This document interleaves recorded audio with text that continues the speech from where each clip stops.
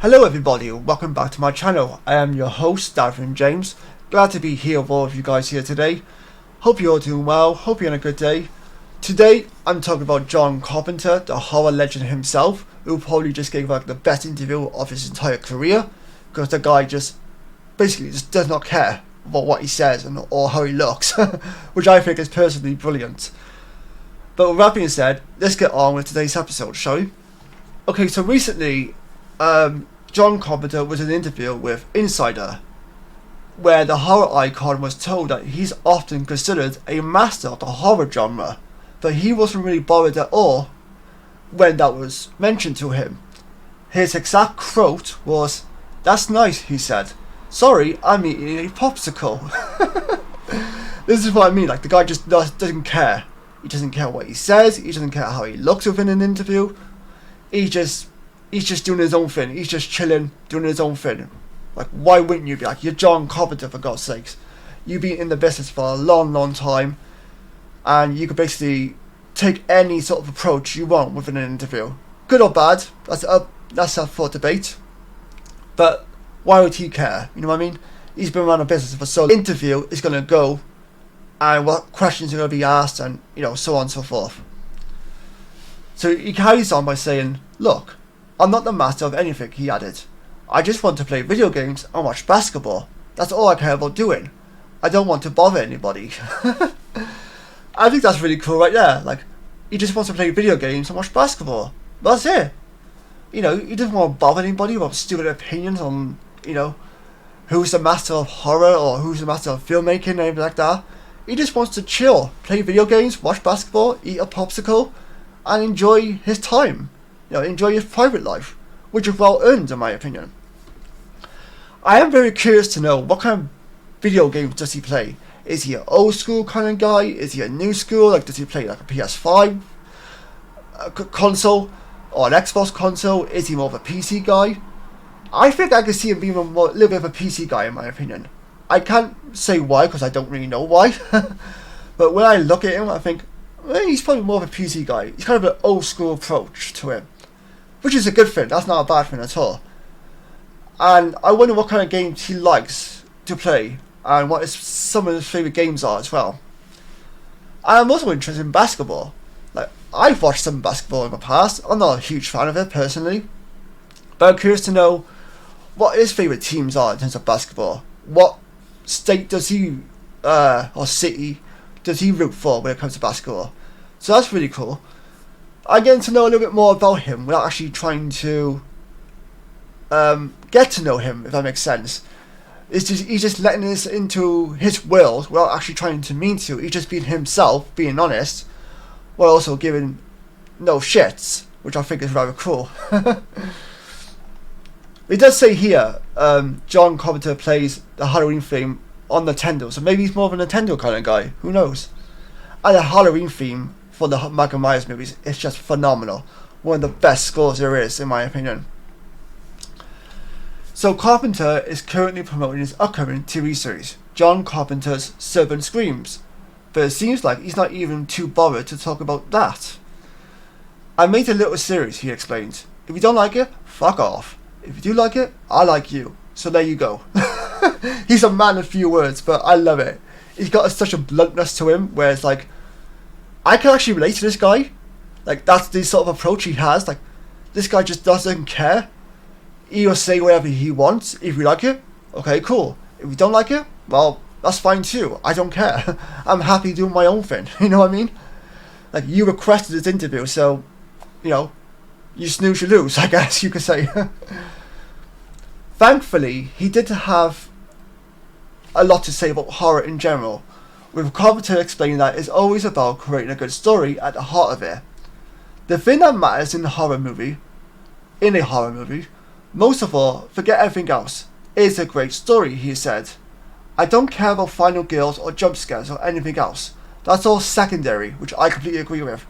Every movie, TV, music, property, whatever it may be, needs a good story to it.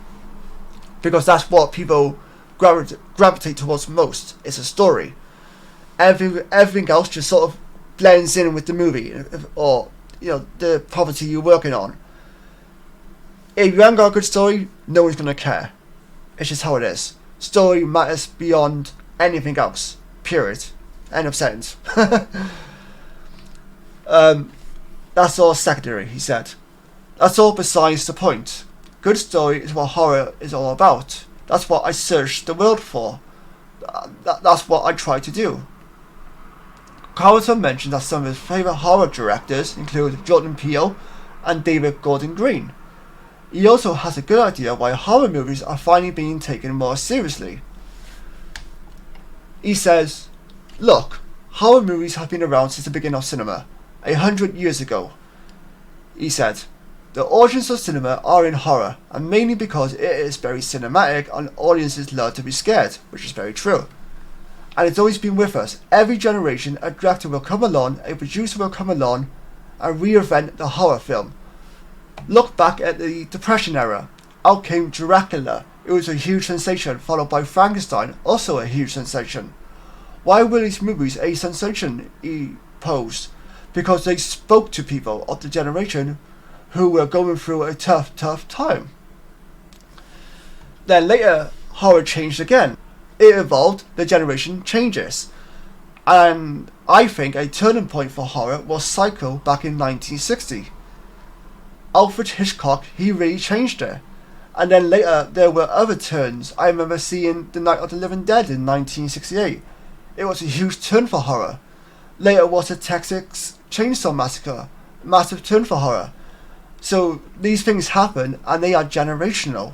Our generation is doing it, and the next generation will come along and pick up the pieces of horror, the tropes, the stories, and remake it. And I love that. That's something that keeps renewing it. He's right. You know, everyone's going to come along and take a different spin towards a movie, like a movie franchise, and a movie genre itself. And that's what I like about the latest horror films, where we got the Conjuring movies, for example. The Conjuring movies have been really story focused first and characters focused. Everything else kind of came afterwards, you know. And Jordan Peele himself, he made the movie Get Out, which was a phenomenal movie. Wouldn't really class as a horror as such, but it was a great movie, and that had many twists and turns that I did not see coming. And it spoke about a lot of issues in today's society, which I cannot go into because of my skin colour, because I can't really speak to those issues. But Jordan Peele is a phenomenal director. I like a lot of his work. I've not seen his latest movie, Nope, if I'm not mistaken, but I look forward to get around to watching that eventually. But I'm a really big fan of Get Out. I think that movie was fantastic. It really opened my eyes to what horror can actually be. Like, horror doesn't have to be jump scares, final kills, blood splatter, gruesome deaths. No. It can be many different things. It could be just a scene and dialogue within a scene and a person's reaction to that dialogue, or, you know, something like that. That's what horror could be. It can be many different things. And I think Jordan Peele really grabbed that concept, and I think that's really cool of him. And I hope that he continues to make great movies, you know, as his career goes on. Like, I don't know much about him. I think he's mostly known for doing like comedy stuff in the past. But like, now I have a huge respect for his career. Well, even looking at some of the older stuff he's done, I'm excited to see what he does next in terms of his career. David Gordon Green, another person mentioned by John Carpenter, he did the Halloween trilogy, the latest Halloween trilogy, and for the most part that's mostly mixed. The first movie was beloved by most people, even people who did not actually like the other Halloween movies in the past, even the first one, for example. Many people watched this movie and thought, wow, okay, this is really cool, I really like this concept. And then came Halloween Kills, and then Halloween Ends, and that kind of made people a bit mixed on the idea of this franchise, or the new ideas that they were going with in terms of this franchise. Either Michael Myers or, you know, other characters. And I was like, okay, yeah, I don't really care about this. But the main thing I care about with the Halloween films is Jamie Lee Curtis' Laurie Strode and Michael Myers, because those two were at the very beginning of this franchise, and now they were at the very end of the franchise. And those two characters were just drawn together. They have such great chemistry, and that's always something I've admired more. But like than anything else in the movies, it's just those two characters themselves. Like, I'm intrigued by the story. How is it gonna end? Obviously, I know now how it ends, but how is it gonna end? Is Michael Myers gonna die? Is Jamie Lee Curtis's character gonna die? Like, those are the things that really kept me going throughout the franchise, even if it wasn't always great, and even if a lot of movies were just cash grabs or whatever it may be. And I think the movie studio Blumhouse, which David Gordon Green, I think he owns or he works for, they've taken a really great approach with horror movies, and they've really gotten a lot of people on board with horror movies, as of late. They've given the horror movies new life, and they've added new things into horror movies which people really like and have been dying for a long, long time. And now people are like, yes, I can get behind this because these people actually care about what they're making.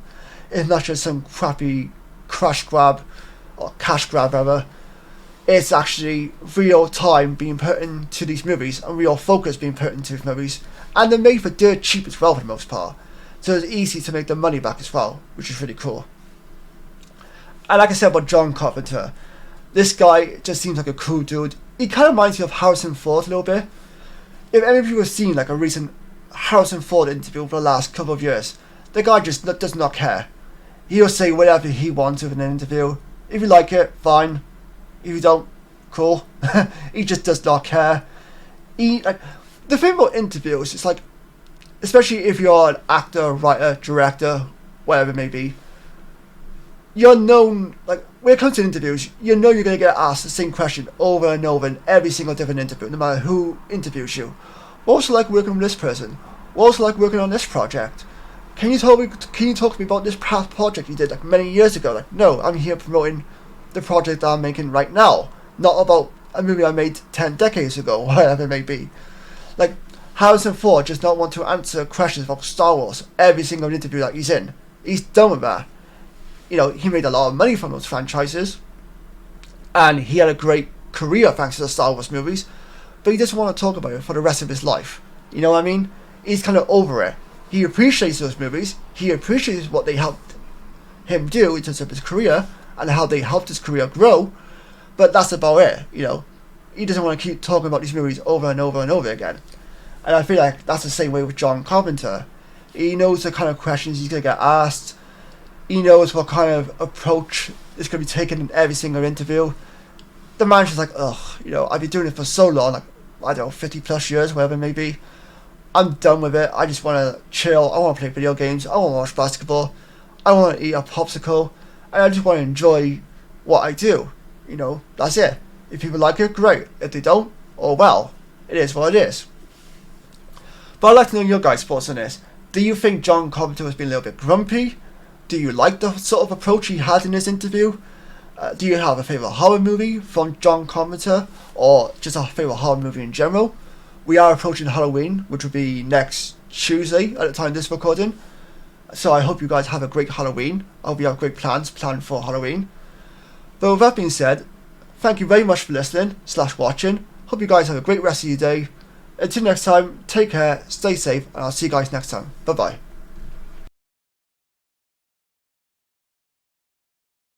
bye.